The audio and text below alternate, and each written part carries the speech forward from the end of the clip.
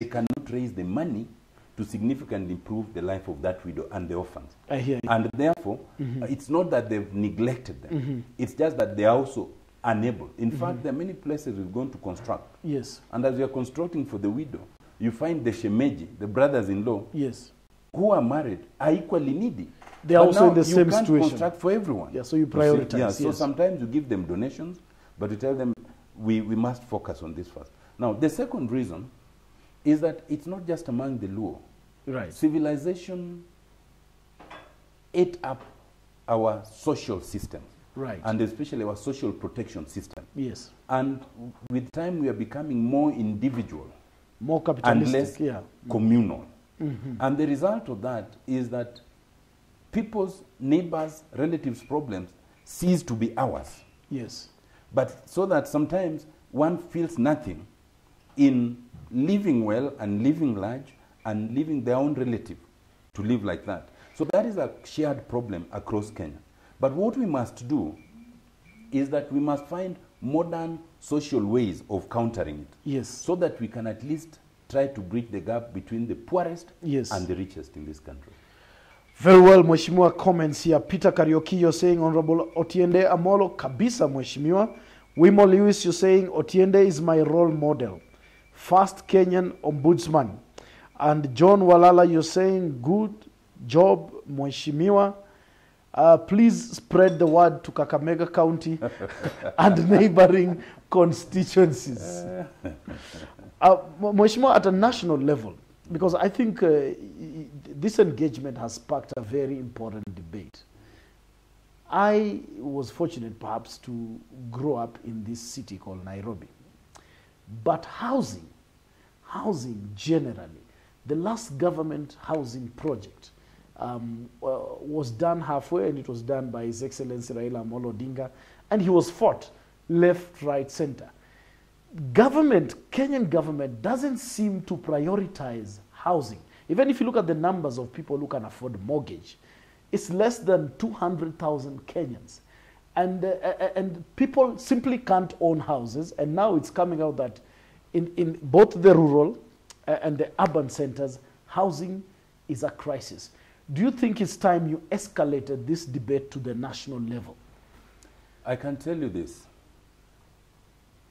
We recently had a motion in Parliament debating the housing policy. Yes. And I spoke to it. Yes. And I supported it. And I made it clear that I was supporting it not because housing is one of the pillars that the Jubilee administration had identified, but because housing is an absolute problem. And I supported it because it was the right thing to do. Yes. Let me explain. When we were writing the Constitution, we realized that we talk about a lot of things. Right. We talk about democracy, we talk about a lot of other things. Yes. But to people who are needy, all that is theory. People need basics. People need clean water. People need a decent house. Yes. People need to be of good health. We were therefore only the second constitution in Africa to bring those socio-economic rights into the constitution. Article 43 of the constitution makes it an obligation of the government, not of Otiende Amolo, to provide decent housing, to provide clean water, and to provide health standards that are acceptable internationally. Yes.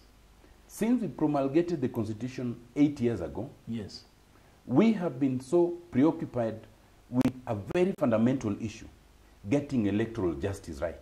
Right.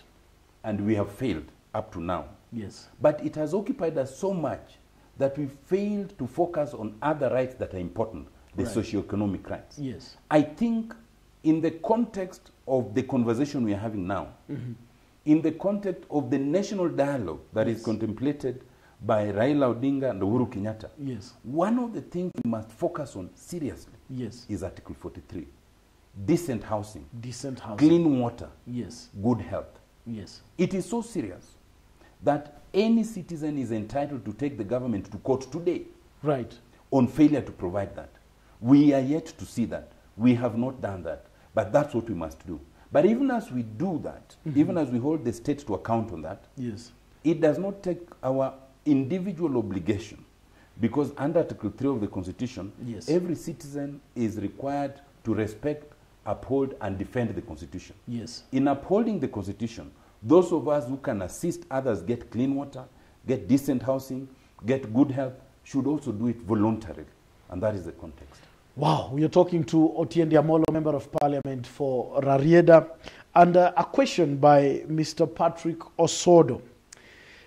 This is great to see Honorable Otiende Amolo. Chuor min liete. I guess that's in Luo to say yes, you're standing in for yes, for their husbands. Yes. How many such houses have you completed to date? What is the need and what's your target? Perhaps I think he wants to chip in. Okay. First, we've done 14 houses between January and now. Between January because, and now. you know, up to December, we were preoccupied with other issues of electoral justice. Oh, yes. So we've done 14. Essentially, we target to do at least 4. Yes. But we usually do between 4 and 6 every month. 4 and 6 every yes. month. Yes. Now, you know, if you know the salary of a member of parliament, if you do 6 of those houses, that is 70% of the salary. Yes, it is. And so, fortunately, usually I do about 4. And almost always about 1 or 2, usually friends come in. Friends come in. What is the target? As I indicated, I'm targeting that at least by the end of the year, we'll have done 40. 40. At least 40. Yeah. We'll have assisted 40 widows. But the third question was, what was the need? I think the need is self-evident. If you look at some of those pictures, you do not need anybody to describe to you. Yes. So the need is a lot higher. If we were able, and if others were to take this initiative, we would have a situation where instead of the 40 I do, maybe we do like 400. Yes. And so the purpose of this, the Ondoa Nyasi is not an individual thing for Otiende Amolo. Right. It is merely an exemplification. Yes. And anybody, anywhere, in Rarieda or elsewhere, is allowed to adopt that thinking. Yes. And run with it so that we can all collectively alleviate poverty. Okay, so there is room for individuals and even corporates to come in. Absolutely. So that this problem is alleviated.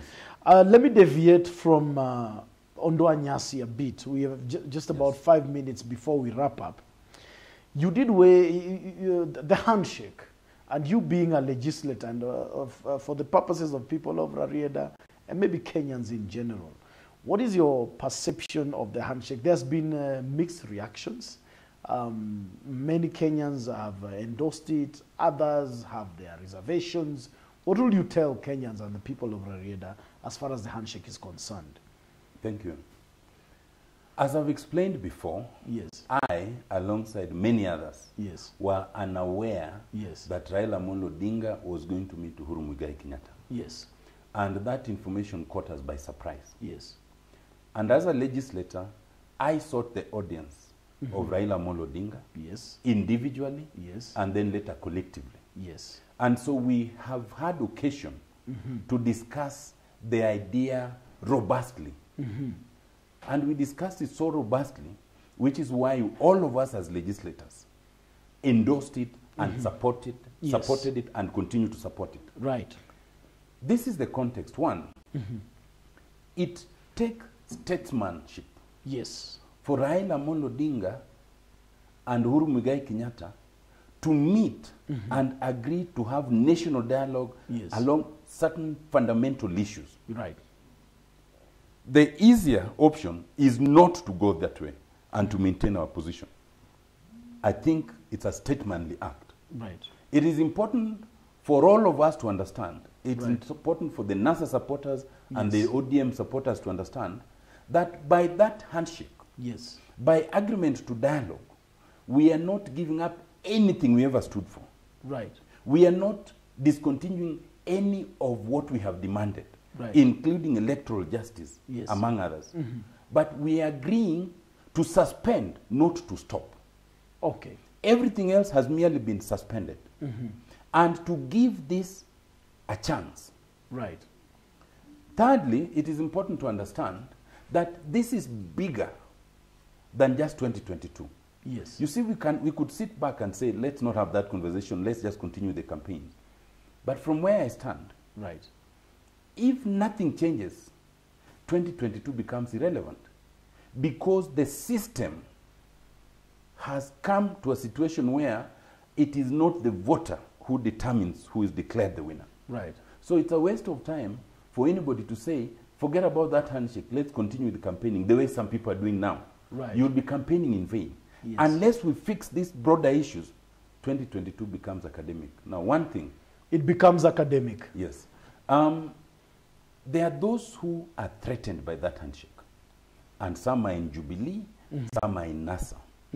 And they are threatened, one, because there are those who believe that Raila Amolo Odinga is merely to be used as a ladder.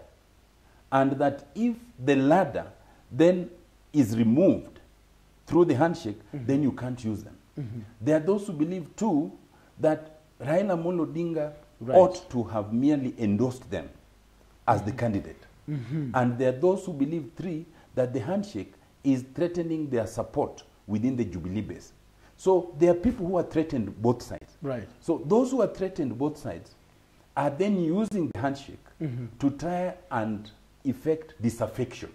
Right. I think it is important that we agree that while we hold different views on many things, yes, there are few things that are national, right, that is good for all of us, and that we must agree to have conversations on them. But the conversation must be honest, it must be genuine, and it must be meaningful. And we believe that's where we are going. Mheshimiwa, just two questions finally. You're one of the lawyers who argued NASA's case very passionately in court. Chiloba has been suspended. Are you beginning to gain some confidence that perhaps we are beginning to go into the right direction? Because you remember, he was the main reason people went to the streets before even the elections. And again, I remember when I was covering, when we were removing bodies from the city mortuary, you were there, and many people from even your constituency and your counties here are bereaved. Yes. You have widows, you have orphans, you have people who are injured. Yes. What becomes of those? So two issues, the Chiloba issue and people who are afflicted. Let me start with the second issue. Right. In my own constituency, yes, I lost people. Yes.